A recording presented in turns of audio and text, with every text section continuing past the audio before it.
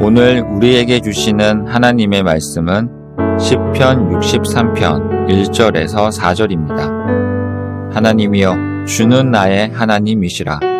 내가 간절히 주를 찾되 물이 없어 마르고 황폐한 땅에서 내 영혼이 주를 갈망하며 내 육체가 주를 앙모하나이다.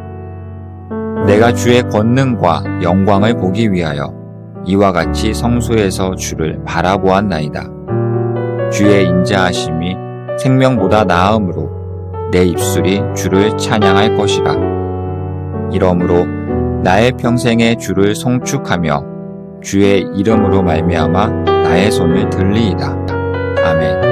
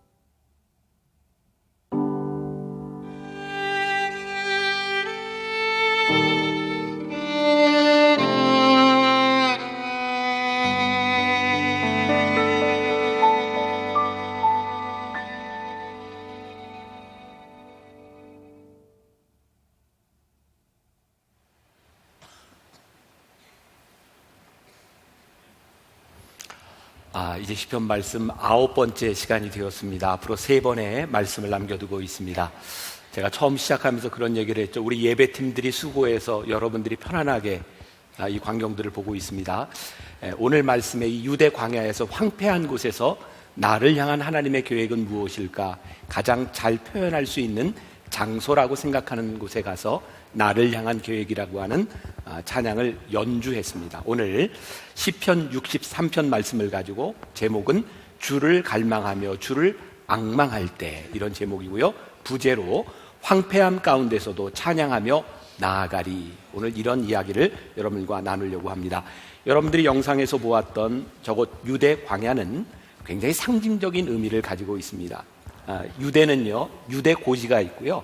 거기에는 1년에 한 500mm 정도의 비가 옵니다. 유대 고지에서부터 물이 흘러내려요. 유대 광야를 형성합니다.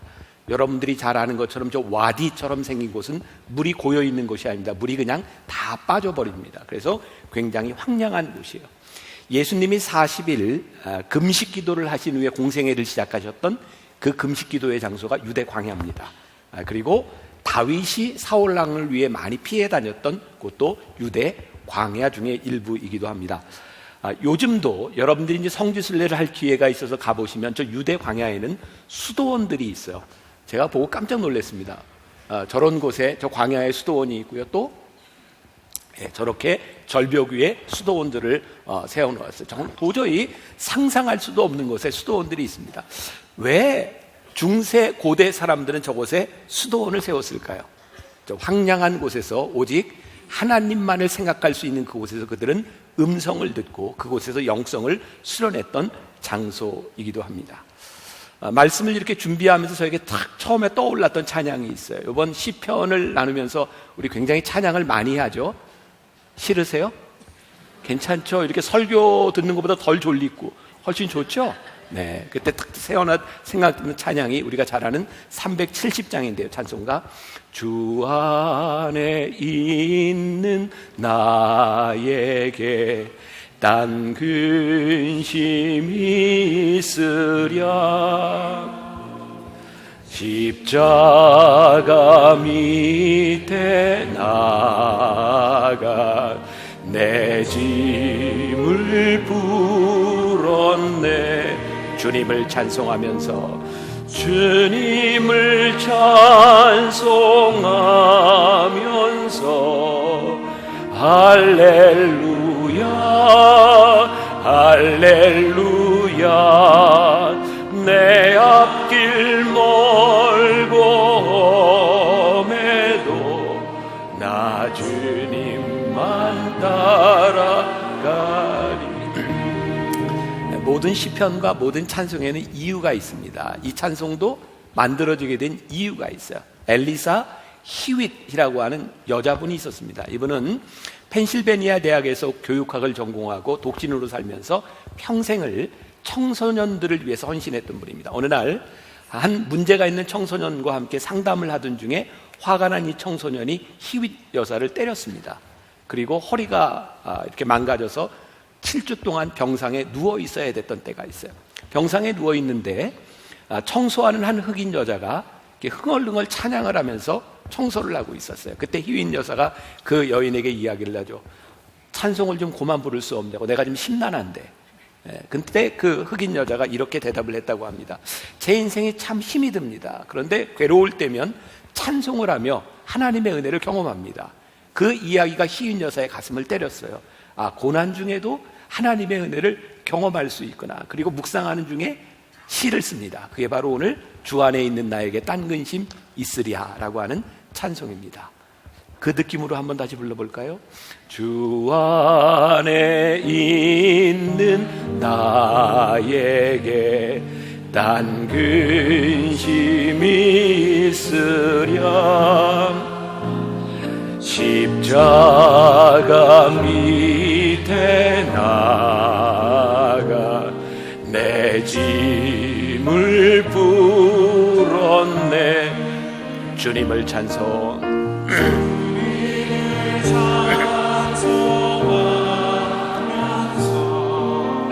할렐루야 할렐루야 내 앞길 멀고 험해도 나 주님만 따라가리. 우리의 삶에는 늘 때가 있죠. 고난을 받을 때가 있고 찬송을 부를 때도 있습니다. 네, 오늘 다윗의 고백도 마찬가지고 히윗 여사의 고백도 마찬가지인데 그들이 고난당하는 그때에 그들은 찬송을 부르기로 결심합니다. 사실 우리의 인생에 때가 있는데요, 그 때가 어떤 때를 알고 그때에 우리들이 어떻게 반응하냐고 하는 것은 우리들에게 주어진 문제인 것 같아요. 시편은 제가 오늘까지 9번의 말씀을 여러분들과 나누면서 시편은 정말 똑같은 얘기예요. 제가 여러 가지 예화를 들고 하지만 여러분들 9주를 한번 다 반추해 보세요. 다 똑같은 이야기입니다. 우리의 인생의 고난 가운데서 우리들이 어떻게 하나님을 찬양할 것인가. 그 헬라 사람들은요, 이 성경에서는 이 헬라어에 이 때를 가리치는 중요한 단어를 쓰고 있는데, 그건 우리들 상식적으로 알아도 좋은 말이죠. 때를 가리키는 단어가 하나는 크로노스라고 하는 말이 있고 또 하나는 카이로스라고 하는 말이 있습니다. 크로노스는 영어의 크로놀로지라고 하는 연대기적인 시간이에요. 그러니까 시간은 이렇게 흘러갑니다. 몇 년, 몇 월, 며칠, 우리의 역사가 이렇게 흘러갑니다. 근데 모두에게 똑같은 역사가 모든 사람들에게 동일한 의미를 가지지 않습니다. 여러분들에게 중요한 의미를 가지는 시간이 있죠. 제가 언젠가 얘기했던 것 같아요. 여러분들 6월 25일이 무슨 날인지 아십니까? 여러분들은 6.25죠. 저는 결혼기념일이에요. 모든 사람들이 역사적으로 생각하는 그 시간이 저에게는 특별한 의미를 가지고 있는, 이것이 카이로스입니다. 우리들이 고난을 겪는 우리의 인생의 때는 그냥 흘러가는 시간이 될 수도 있고 우리들의 인생에 굉장히 의미 있는 시간이 될 수도 있는 거예요. 오늘 본문 말씀 가운데서 다윗은 이렇게 얘기합니다. 황폐한 곳에서 내가 주를 찬양하겠다. 그리고 황폐한 곳 유대 광야에서 그는 하나님을 만나는 경험을 합니다. 그에게 카이로스가 오는 거죠. 우리의 인생은 절대로 우리의 계획대로 되지 않습니다. 그렇다고 내 계획대로 되지 않기 때문에 우리의 인생은 그냥 흘러가도록 내버려 두는 것이 아닙니다. 여러분, 믿음의 눈으로 우리들의 인생을 보면 하나님은 정말 기가 막히게 우리들의 인생을 인도하시죠. 내 뜻대로 되지 않습니다. 저에게 있어도 굉장히 소중한 그런 경험이었어요. 제가 수년 전에 이제 한동대학에서 이렇게 집회를 인도할 때였어요. 그날 이제 채플도 인도하게 되었는데요. 예배를 몇 번 나눠서 드리니까 저는 뭐 준비를 나름대로 철저히 하는 사람이니까 원고를 이렇게 준비해서 시간에 맞춰서 준비를 하고 갔어요. 뒤에 이렇게 앉아 있는데 그 교목 목사님이 저를 이렇게 소개하는 그런 순서가 되었는데 제 마음에 진짜 정말 강력하게 제 속에서 성령님이 말씀하시는 거였어요. 오늘 네가 준비한 말씀이 학생들에게 적절하지 않은 것 같다. 저희 굉장히 당황스럽잖아요. 아니, 원고까지 다 준비했는데 성령님이 일찍 말씀하시든가 왜 지금 말씀하세요? 굉장히 힘든 순간이었어요. 그런데 제가 참 괜찮은 사람이었던 것 같아요. 순종해야 됐다는 생각이 들었어요. 이 아이들에게 적절하지 않다. 제가 소개를 받고 나서 원고를 이렇게 놓고 강대상에 놓고 그냥 마이크를 잡고 나왔어요. 정말 대책 없이 나왔습니다. 정말 하나님이 적절하지 않다고 말씀하시니까 제 안에서 순종하는 마음으로 마이크를 들고 원고를 보지 않고 설교하기 시작했는데 제 안에 정말 놀라운 경험, 놀라운 확신이 들기 시작했어요. 이 순간 하나님이 나를 사용하고 계시는구나. 저 설교를 굉장히 많이 하는 사람이거든요. 여러 번 하거든요. 근데 이전까지 경험해보지 못했던 놀라운 경험이었어요. 그때 저에게 주셨던 확신이 뭐냐면 하나님은 나의 준비로 일하시는 분이 아니라 하나님이 나를 사용하신다는 거였어요. 그때 이후로 저는 어디 가서 설교할 때 늘 준비하지만 이런 기도를 합니다. 하나님, 제가 준비했지만 하나님 어떻게 사용하실지, 여기에 어떤 말씀이 필요하신지 하나님이 저에게 말씀해 주시기를 바랍니다. 굉장히 중요한 경험이었던 것 같아요. 저는 설교 준비를 미리 하는 목사입니다. 많은 목사님들이 부러워도 하지만 저에게 가끔 이렇게 말을 하죠. 목사님, 설교는 영감으로 하는 것인데 목사님 그렇게 오래전에 설교를 준비해 놓으면 그 사람이 준비해 놓고 영감을 어떻게 받습니까?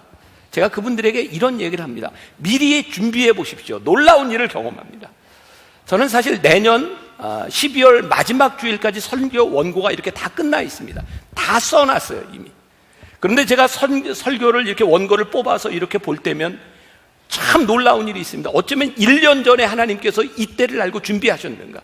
저희 굉장히 놀라운 경험이고요. 또 하나는요, 제가 준비한 말씀이 참 잘못 준비했다라는 느낌이 들 때가 있어요. 저는 주저하지 않고 원고를 고칩니다. 제가 이렇게 이야기합니다. 미리 준비해 보십시오. 그러면 하나님께서 원하시는 일이 무엇인지, 하나님이 원치 않는 일이 무엇인지를 알게 됩니다. 올 한 해 우리 교회는 체인지라고 하는 주제를 가지고 정말 많은 일을 했습니다. 성공한 것도 있고 실패한 것도 있습니다. 이번 송구영신 때, 자, 기대하세요. 송구영신 때 제가 예배팀한테 올 한 해 우리가 성공한 이야기와 실패한 이야기를 교인들에게 다 보여줬으면 좋겠다. 저는 그게 실패와 성공이 별 차이가 없다고 생각하고 두려움이 없습니다. 왜? 실패한 것에도 하나님의 뜻이 있고요, 성공한 것에도 하나님의 뜻이 있습니다. 하나님이 하지 말라고 하는 것에는 우리들이 순종하며 멈추면 되고요, 하나님이 하라고 하시는 것에는 힘을 내서 가면 됩니다. 문제는 우리의 인생의 계획 가운데서 하나님의 뜻이 보이지 않는 것이 문제인 거죠. 오늘 다윗의 고백, 오늘 1절 말씀을 보세요. 하나님이요 주는 나의 하나님이시니이다. 내가 간절히 주를 찾되 물이 없어 마르고 황폐한 땅에서 내 영혼이 주를 갈망하며 내 육체가 주를 앙모하나이다. 다윗의 인생에 황폐한 시기가 온 거예요. 그런데 다윗이 여기서 뭐라고 이야기해요? 내 영혼이 여기서 주를 갈망하며 내 육체가 주를 갈망하나이다. 황폐한 땅에서 물이 없어 마르고 황폐한 땅에서 그냥 내 인생을 소모하기로 결정한 것이 아니라 이곳에서 주를 갈망하겠습니다 라고 다윗이 이야기하는 순간 그에게 찾아온 것이 있는 거예요. 자, 여러분들에게 물어봅시다.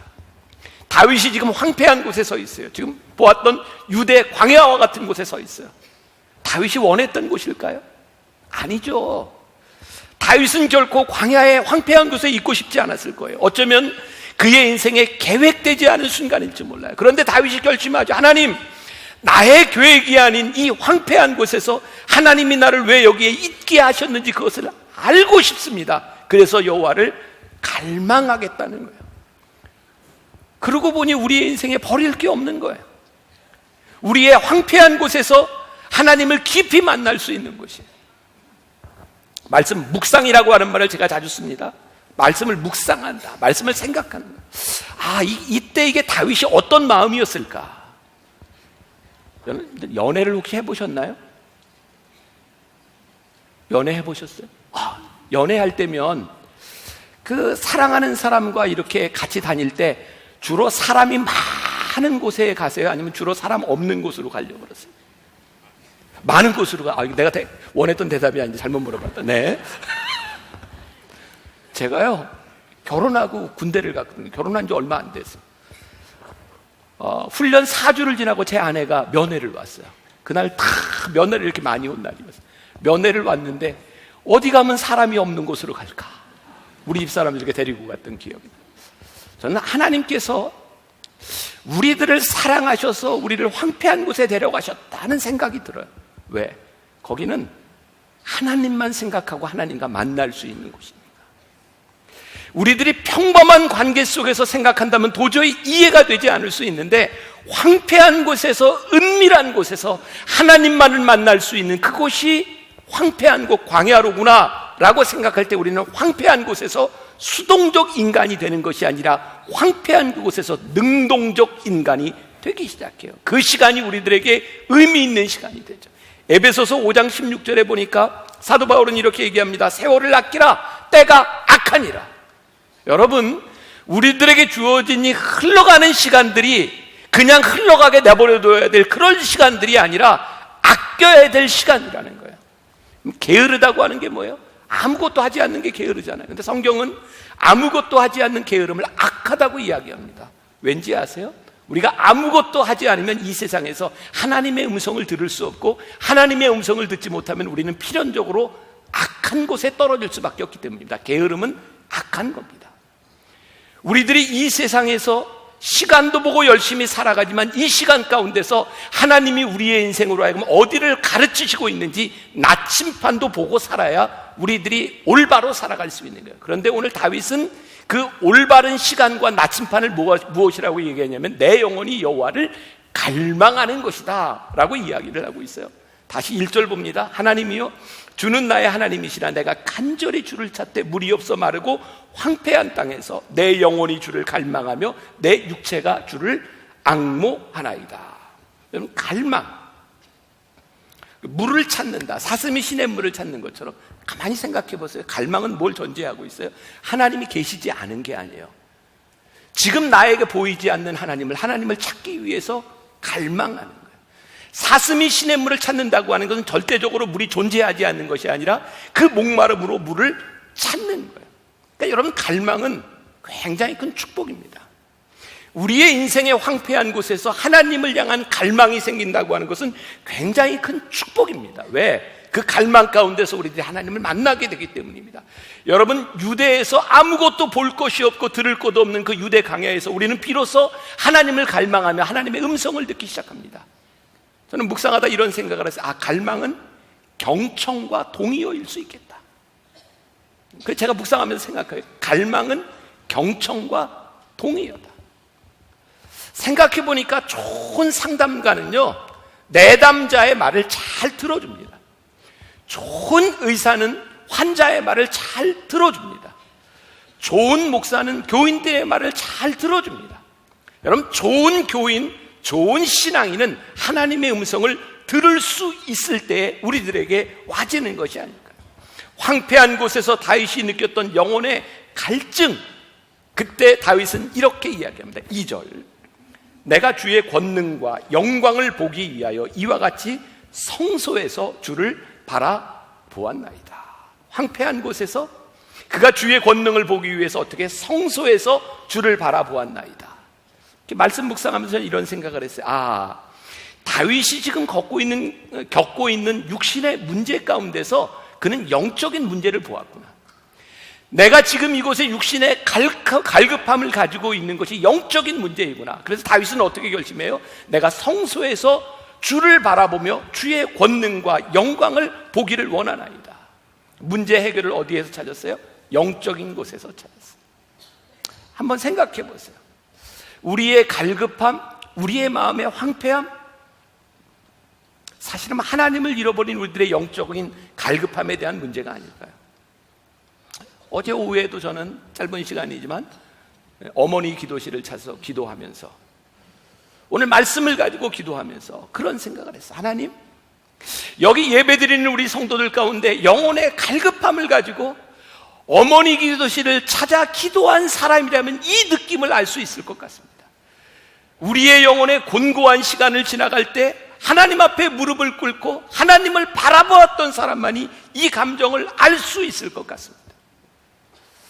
지난 주일 12시 예배를 마치고 저는 우리 교회 여러 곳곳에서 피아노로 반주하는, 교회 곳곳에서 반주하는 분들을 격려하는 시간을 가졌어요. 여러분들이 계세요. 여러분들 아시겠지만 우리 교회는 피아노 반주하는 분들 아무도 교회에서 보수를 받는 분들이 없어요. 저희 교회는 다 봉사하는 분들이에요. 제가 너무너무 고맙고 감사해서 함께 모여서 식사를 하면서 이야기를 하다가 서로 다른 곳에서 반주를 하니까 서로 몰라요. 소개하는 시간을 가졌습니다. 근데 몇 사람들이 똑같은 이야기를 하는 거예요. 인생의 곤고한 때, 참 힘들었던 순간에 새벽 예배 나와서 저녁 9시 예배를 나왔다가 세상에 이런 만나교회 그 예배 시간에 반주하는 사람이 없는 걸 알고는 그냥 그 자리에 가서 뛰는 가슴으로 반주를 하다가 여기까지 오게 되었노라고. 근데 그분들이 하는 고백 가운데 놀라운 게 뭐냐면, 그의 영혼의 곤고하고 갈급한 시기를 지날 때 새벽 예배와 저녁 예배에 나와서 뛰는 가슴으로 하나님께서 부르시는 것을 경험했노라. 우리의 인생에 어떤 사건이 일어나고 있는가, 어떤 일들이 일어나고 있는가라고 하는 크로노스의 시간보다 더 중요한 것은 그곳에서 하나님께서 나에게 무엇을 말씀하시는가, 하나님을 만나는 것이 훨씬 더 중요한 일. 제가 예화를 하나 들겠습니다. 남미의 아르헨티나와 칠레는 국경을 이렇게 마주하고 있다고 합니다. 거기에 예수 그리스도의 동상이 하나 서 있는데요. 혹시 사진이 있나요? 네, 저 사진입니다. 참, 우리 교회 참 좋지 않아요? 얘기하면 다 나와요. 다 찾으면 다 나와요. 저게 어디가 아르헨티나고 어디가 칠레일까요? 아시네요. 예, 제가 이 얘기 해드릴게요. 몰라도 괜찮아요. 모르면 더 좋아요. 자, 저 동상이 세워질 때요, 아르헨티나와 칠레가 좀 평화롭게 잘 살자고, 전쟁을 하지 말자고 예수님의 동상을 세운 거예요. 그런데 저 동상이 완공될 무렵 큰 싸움이 일어날 뻔했답니다. 이유는 어떤 사람이 왜 저 동상이 예수님이 칠레를 등지고 아르헨티나를 바라보고 있는가? 그래가지고 그걸 싸움이 날 뻔했다는 거예요. 그때 어떤 사람이 신문에 글을 기고합니다. 예수님의 얼굴이 아르헨티나를 향하고 서 있는 이유는 아르헨티나가 칠레보다 예수님의 감시와 감독이 훨씬 더 필요하기 때문에 예수님이 그들을 바라보고 계신다. 요 글이 칠레 사람들의 마음을 다 위로해줘서 갈등이 없어졌다는 거예요. 참 재밌지 않아요? 이렇게 예수님의 동상이 서 있는 것을 보고 어떤 사람은 마음 상하게 볼 수도 있고 어떤 사람은 그것이 그런 이유이구나 라고 볼 수도 있는 거예요. 여러분, 믿음이, 하나님을 바라보는 갈망이 우리들의 삶에서 작동되기 시작할 때 그 하나님을 향한 갈망이 우리로 하여금 하나님의 시각으로 우리들의 인생을 보게 만들어요. 우리가 프레임이라고 하는 말도 프레임. 우리는 믿음의 프레임을 가지고, 하나님을 믿는 이 믿음의 프레임을 가지고 지금 우리들에게 일어나고 있는 이 역사와 사건들을 보기 시작합니다. 제가 여러분들에게 계속 이야기하잖아요. 우리가 하나님을 믿는다고 하는 것이 우리의 인생에 얼마나 복된 일이고, 하나님이 우리를 인도하신다고 하는 그 프레임 가운데서 우리의 인생을 보는 일이 얼마나 놀라운 일인가. 그러니까 하나님을 믿지 않는 사람과 하나님을 믿는 사람의 이 삶의 질이 완전히 다른 거죠. 신앙적인 결단을 가지고 다윗이 그렇게 봅니다. 내가 이제 성소에서 주를 바라보겠습니다. 그랬더니 어떤 일들이 일어나는가. 3절과 4절의 말씀. 주의 인자하심이 생명보다 나음으로 내 입술이 주를 찬양할 것이라. 이러므로 나의 평생의 주를 송축하며 주의 이름을 말미암아 내 손을 들리라. 그의 고백이 그의 인생을 바꾸어 놓은 거예요. 내가 평생의 주님을 찬양할 것입니다. 이 표현이요, 그 영어 NIV 성경에 보면 이렇게 되어 있더라고요. 자, 한번 보여주시겠어요? My lips will glorify you. 나의 입술이 당신을 영화롭게 할 것입니다. 자, 제가 여러분들 계속 그런 얘기해요. 말씀을 묵상하자. 이게 무슨 말입니까? 나의 입술이 여호와를 영화롭게 한다. 나의 입술에서 나오는 말들이 여호와를 영화롭게 한다. 이게 무슨 말일까요? 내가 주의 성소에서 주를 바라보겠나이다 라고 결심했더니 나의 입술이 여호와를 영화롭게 한대요. 어떤 일이었을까요? 어떤 상상이 가능해요? 자, 이런 상상이 가능할 것 같아요. 오늘 여기 부부죠. 잘못 앉은 건지 잘 앉은 건지 모르겠어요. 요즘 어떻게 지내세요? 얼마나 당황스럽게 해서 제가 지금 이렇게 얘기하는데 제가 대답할게요. 어떻게 지내세요? 그런데 이렇게 되면 감사하죠. 너무너무 감사해요. 감사하죠. 이 말이 하나님을 영화롭게 해요.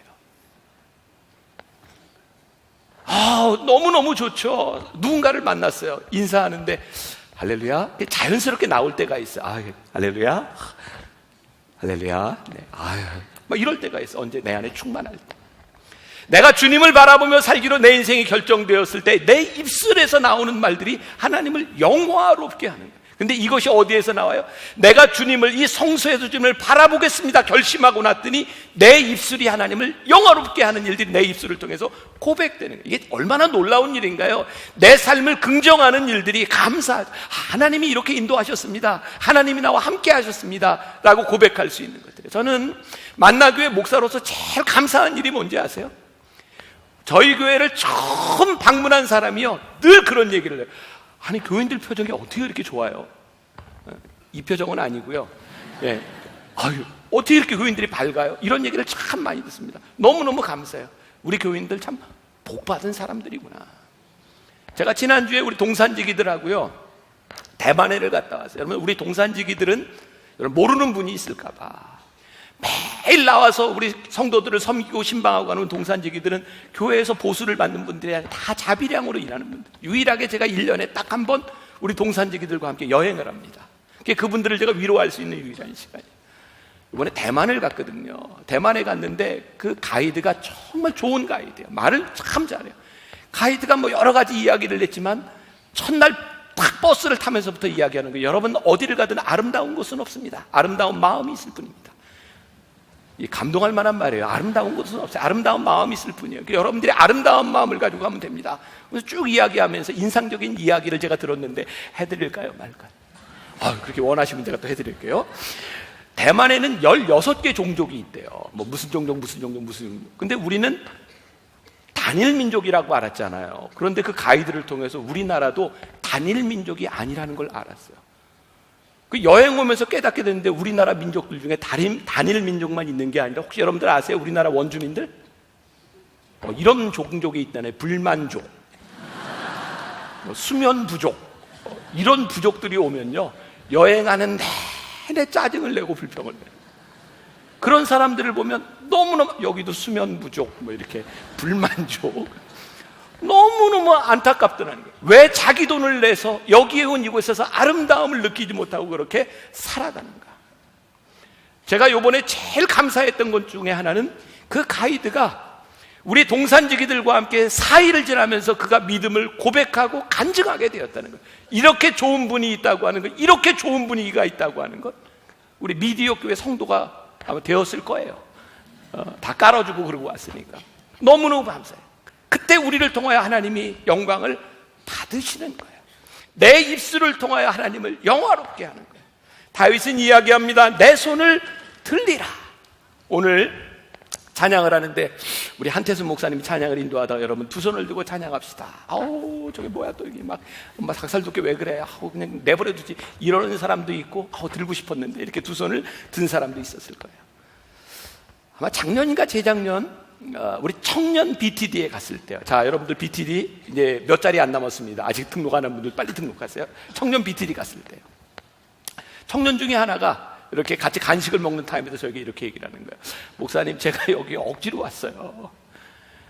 우리 회사 사장님이 BTD를 갔다 오더니 너무너무 좋다고 교회를 한 번도 안 갔다 온 나를 여기다 집어넣었어요. 그러니 얼마나 힘들겠어요. 나 하루 동안 죽는 줄 알았대요. 하루가 지나갔어요. 근데 이렇게 같이 찬양도 하고 이렇게 지나는 동안 이렇게 손이 이렇게 찬양할 때 올라가는 모습을 보고 주변에 있는 이게 봉사하는 우리 팀 멤버들이 감동을 하고, 저 사람은 처음 왔다고 억지로 왔다고 하는데 이렇게 손이 올라가는가. 근데 그 청년이 저에게 얘기하는 거예요. 목사님, 저는 하루를 지나면서 저도 모르게 이렇게 좀 어색하지만 이게 손도 올리고 하는데 여기 예수를 10년, 20년 믿었다는 사람들이 손을 그냥 하나도 안 올리고 있는 걸 보니까 정말 신기해요. 다윗은 왜 하나님 앞에 손을 올린다라고 이야기를 했을까? 다윗이 그의 마음에 결심을 하고 내가 성소에서 주를 바라보겠나이다라고 결심했을 때 그의 입술이 주를 찬양하며 주의 인자하심이 더 큰 것이 없다라고 생각할 때 그 인자하심과 하나님을 찬양할 수 있는 방법이 없는 거예요. 여러분들 생각해 보세요.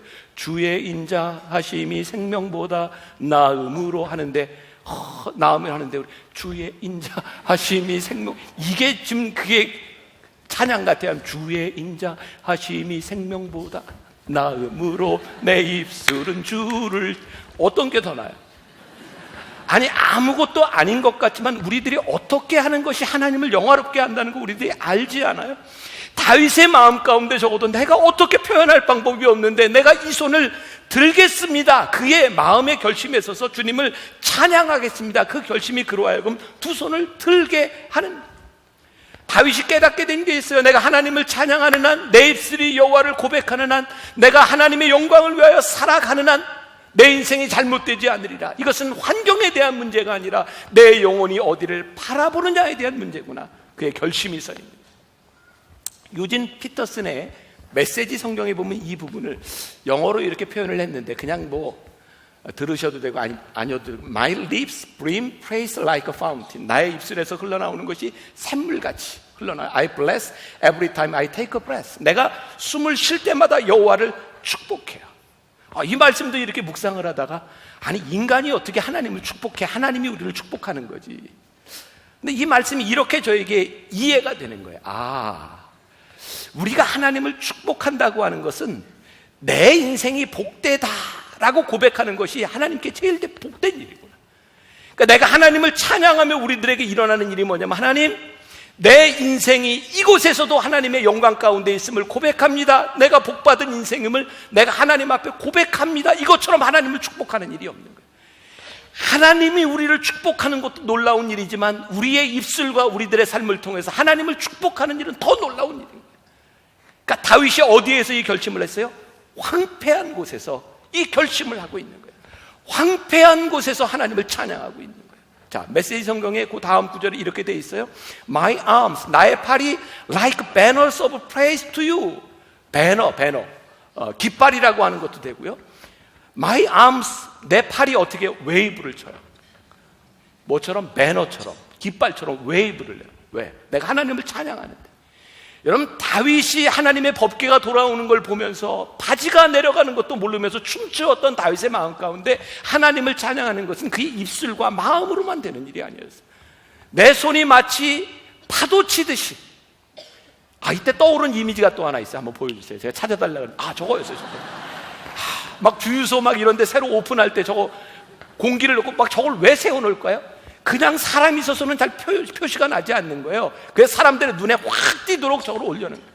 적어도 다윗이 주님을 찬양한다고 했을 때 그가 파도처럼 흔들리는 깃발, 그 마음을 가지고 하나님을 찬양하며 맨손으로 하나님을 찬양하는 것이 아니라 그의 인생을 통하여 하나님을 찬양하는 것을 바라보며 하나님이 영광을 받으시는구나.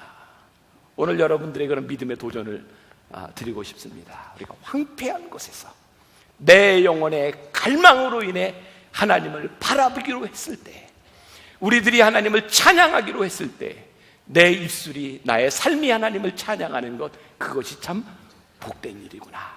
오늘 여러분들에게 그 찬양의 고백이 있기를 간절히 소원합니다. 자, 오늘 제가 연주와 함께 믿음의 고백을 듣기를 원하는데 어디 계신가요? 오늘 말씀을 들으면서 You Raise Me Up 이라는 노래가 생각이 났습니다.